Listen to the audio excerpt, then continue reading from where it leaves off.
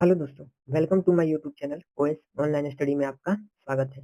आज की इस वीडियो में हम लोग पढ़ने वाले हैं साइंस के प्रीवियस ईयर के सेट नंबर 7, जिसमें हम लोग बताने वाले हैं ग्रुप डी के प्रीवियस ईयर में साइंस में पूछे गए महत्वपूर्ण प्रश्न जो आने वाले आगामी परीक्षा के लिए बहुत महत्वपूर्ण है।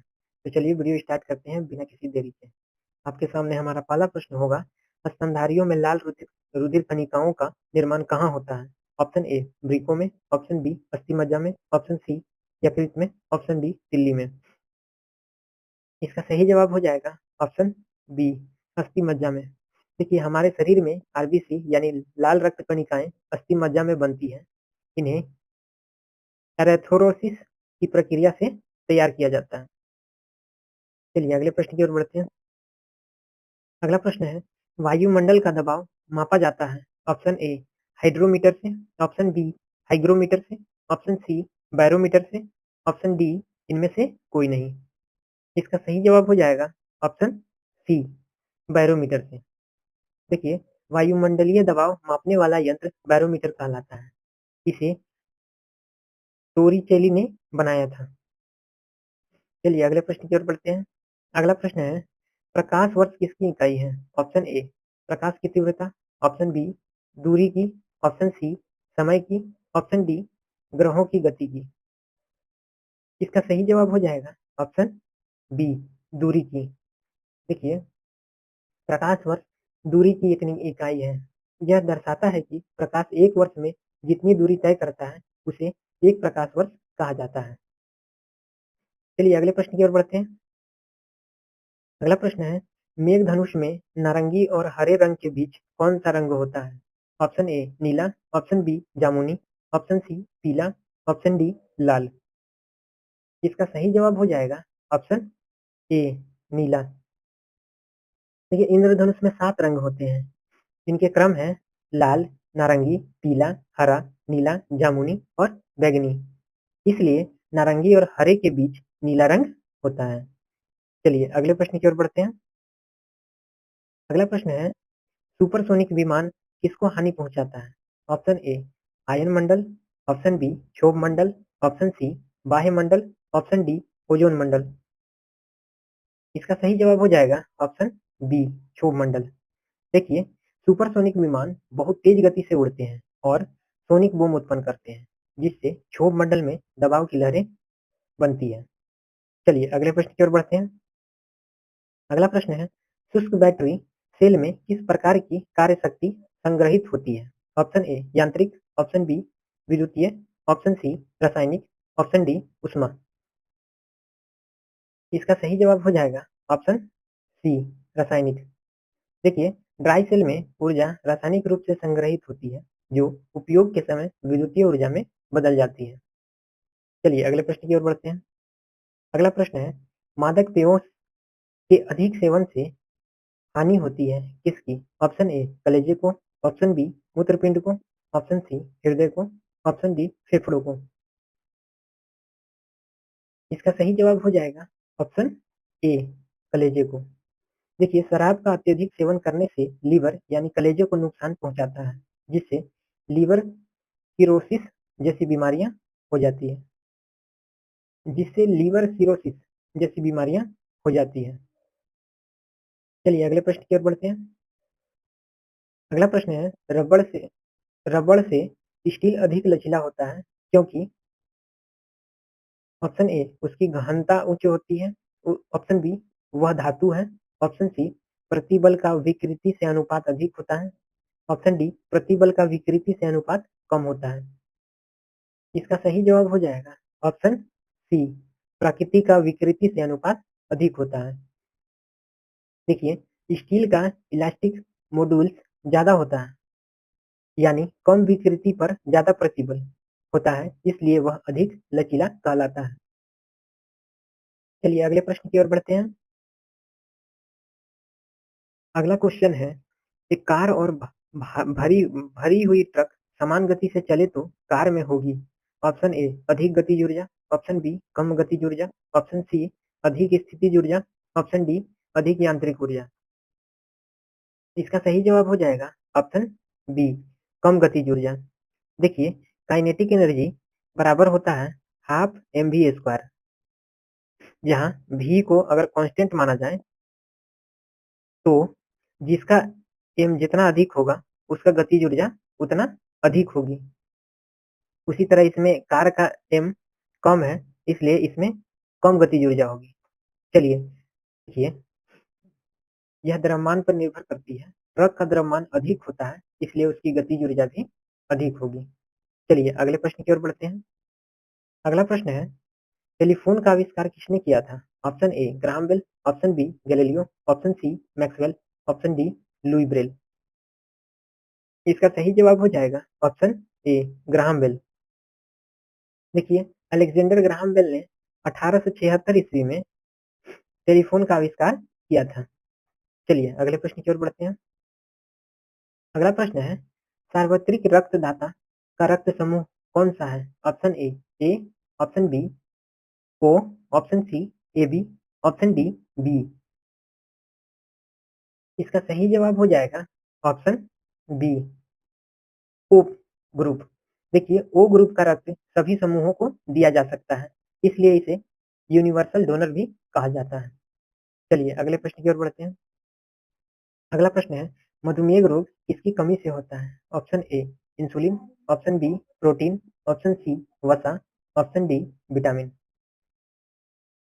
इसका सही जवाब हो जाएगा ऑप्शन ए इंसुलिन। देखिए, इंसुलिन की कमी से शरीर में शुगर का स्तर बढ़ जाता है, यही डायबिटीज कहलाता है। चलिए अगले प्रश्न की ओर बढ़ते हैं। अगला प्रश्न है, टीवी कंट्रोल यूनिट किस तरंग से टीवी सेट का संचालन करता है? ऑप्शन ए प्रकाश तरंग, ऑप्शन बी ध्वनि तरंगे, ऑप्शन सी सूक्ष्म तरंगे, ऑप्शन डी रेडियो तरंगे। इसका सही जवाब हो जाएगा ऑप्शन डी रेडियो तरंगे। देखिए, रिमोट और टीवी सिग्नल दोनों रेडियो तरंगों के माध्यम से कार्य करती है। चलिए बढ़ते हैं नेक्स्ट प्रश्न की ओर। आपके सामने अगला प्रश्न है, दीर्घकालीन परिश्रम के बाद मांसपेशियों में आपके सामने अगला प्रश्न है, दीर्घकालीन परिश्रम के बाद मांसपेशियों में थकान का कारण क्या है? ऑप्शन ए ऑक्सीजन की कमी, ऑप्शन बी मांसपेशियों की क्षति, ऑप्शन सी ग्लूकोज का अवक्षय, ऑप्शन डी लैक्टिक अम्ल का जमाव।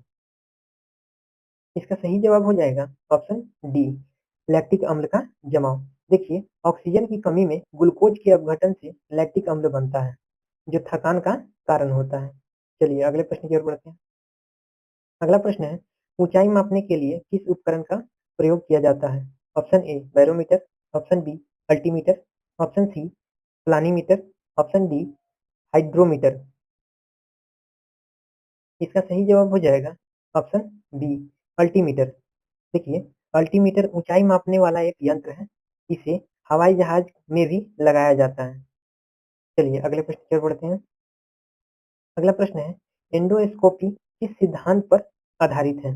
ऑप्शन ए पूर्ण आंतरिक परावर्तन, ऑप्शन बी व्युत्पन्न, ऑप्शन सी विवर्तन, ऑप्शन डी ध्रुवन।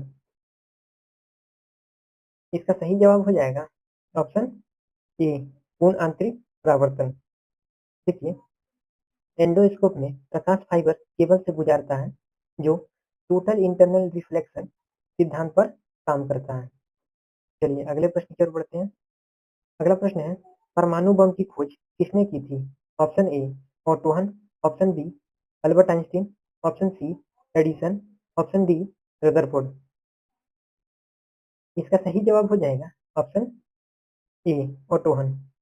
देखिए, ऑटो हन ने परमाणु विखंडन की खोज की थी, जिसके सिद्धांत पर परमाणु बम बनाया गया है।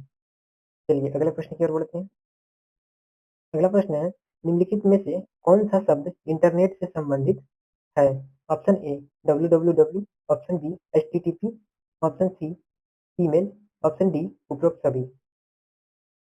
इसका सही जवाब हो जाएगा ऑप्शन डी उपरोक्त सभी।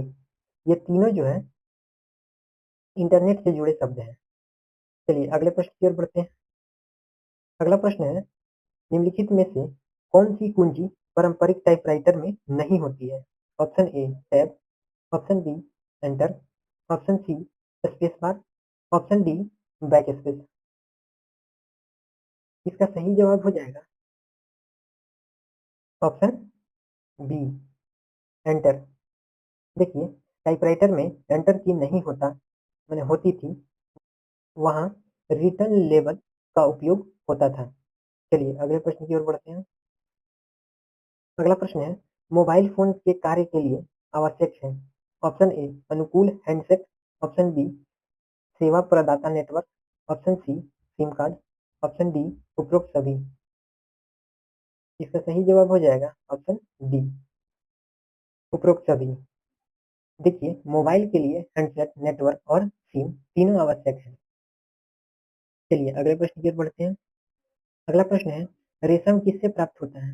ऑप्शन ए रेशम के कीड़े के अंडे से, ऑप्शन बी रेशम के कीड़े के प्यूपा से, ऑप्शन सी रेशम के कीड़े के लार्वा से, ऑप्शन डी स्वयं रेशम के कीड़े से। इसका सही जवाब हो जाएगा ऑप्शन बी, रेशम के कीड़े के प्यूपा से। देखिए, रेशम के कीड़े के लार्वा द्वारा बनाए गए कोकून से रेशम के धागे निकाले जाते हैं। चलिए अगले प्रश्न की ओर बढ़ते हैं।